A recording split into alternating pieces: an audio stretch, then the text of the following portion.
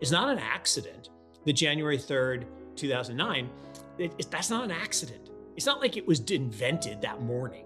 Satoshi woke up and finished typing no, there was a reason that this was all released in the middle of the global financial crisis and the banking crisis. I think we grind toward 50 by the halving, then we go parabolic.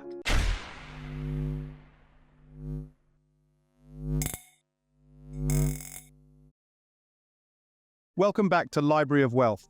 Today we have Morgan Creek Capital's Mark Yusko giving us his latest update and prediction for Bitcoin and why crypto summer will be a massive opportunity for investors leading up to the Bitcoin halving next March.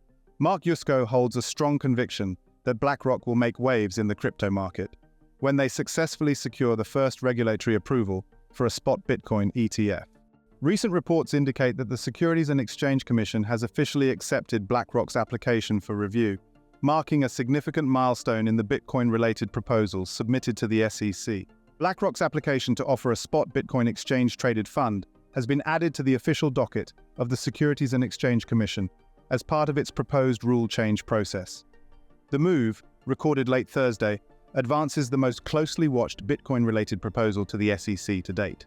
When the SEC signaled last month that BlackRock's application was lacking, the company filed a revised application adding a surveillance sharing clause that would involve crypto exchange Coinbase for monitoring and reporting possible unlawful activity. Let's get right into the latest interview with Mark Yusko as he gives his Bitcoin and crypto prediction for the coming months and why investors need to rapidly seize this opportunity.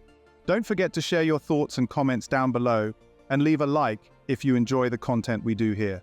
Charlie Munger one-upped him and said, trading in Bitcoin is like trading in newly harvested dead baby brain. I'm like, Charlie, seriously, dude? And Jamie Dimon, it's a fraud. And yet he's got a whole team building, JP Morgan coin. Why? Why do they say this? One, you can judge the quality of the idea by the quality of its detractors. If people you and I and people who are listening to this don't really care about or know about, don't like an idea, who cares, right? Probably not a very good idea. If people that we respect and admire and actually look up to dislike an idea, it's a really good freaking idea. And so that's the first thing.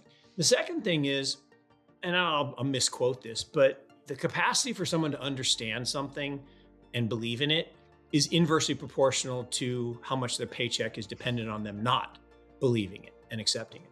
And so if you're the largest asset manager in the world or the largest bank in the world, and along comes this technology, back to my socks, and there's a reason the first image on the Bitcoin blockchain is the London Times chancellor on the verge of the second bailout for banks.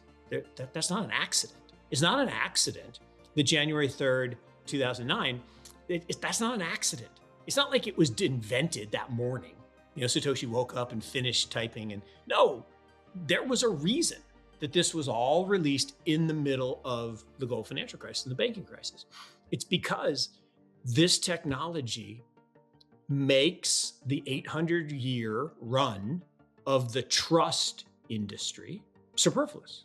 We went from a system where we needed trust. And I used a very simple example, and people are tired of hearing it, but it makes sense. Like if I lent you money, I wrote down in my ledger originally that, Jack owes me $100 and you come back to pay me back.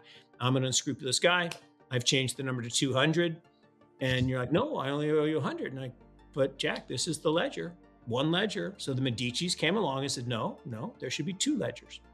Jack, you keep a ledger. Mark, you keep a ledger. But here's the problem. I'm an unscrupulous guy. And the Medicis, they're inventive.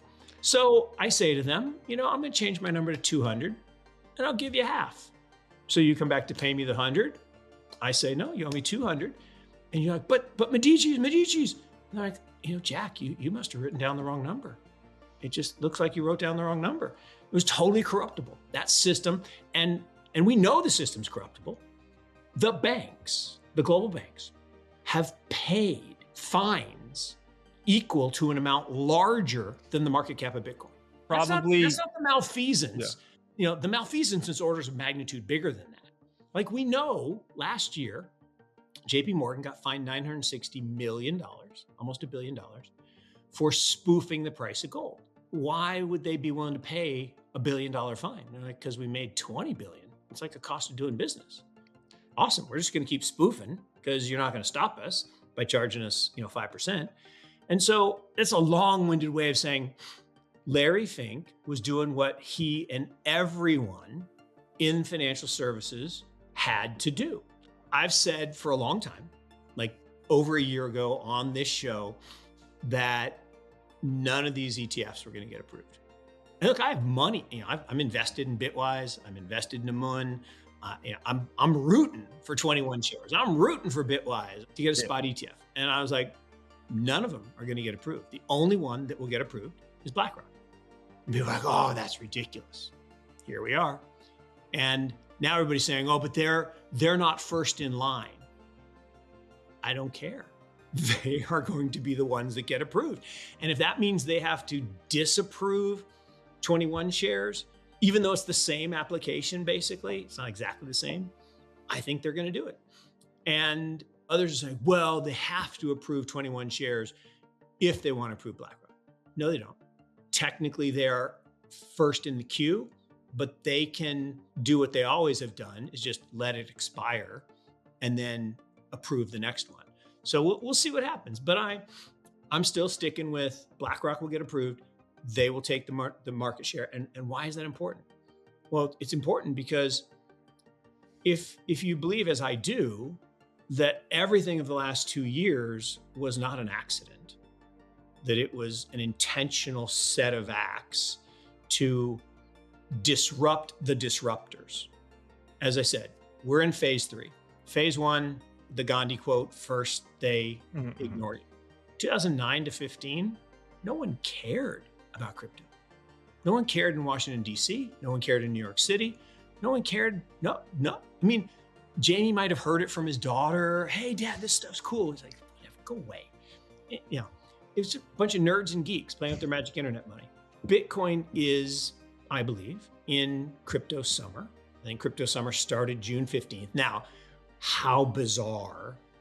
And I don't think anyone was paying attention to me, so that's not my point, but I thought it was bizarre. A few months ago, I said June 15th was the equinox. That's the day that BlackRock announces their ETF. I mean, that's just total happenstance. Again, I had nothing to do with it. And that is literally the low in this, because there was a correction that was going on after the big rally from November. And that was the low. Yeah. And so we grind higher. So we have higher lows and higher highs. And so I think we grind toward 50 by the halving. Then we go parabolic. The SEC's ongoing reluctance to approve a spot ETF in recent years has been viewed as a significant setback.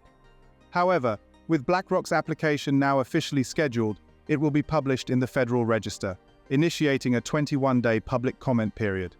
In a race to be the first to introduce a Bitcoin-related product, prominent names from Wall Street are submitting or resubmitting applications to the US Securities and Exchange Commission. The proposed Bitcoin ETF would enable shareholders to invest in the cryptocurrency directly through their brokerage accounts, similar to purchasing shares of a stock. What do you think about Mark Yusko's prediction for Bitcoin? And what are your thoughts on the potential SEC approval of BlackRock's ETF application? Comment down below. Thanks so much for watching. Don't forget to hit the like button and subscribe for more content just like this. We'll see you in the next video.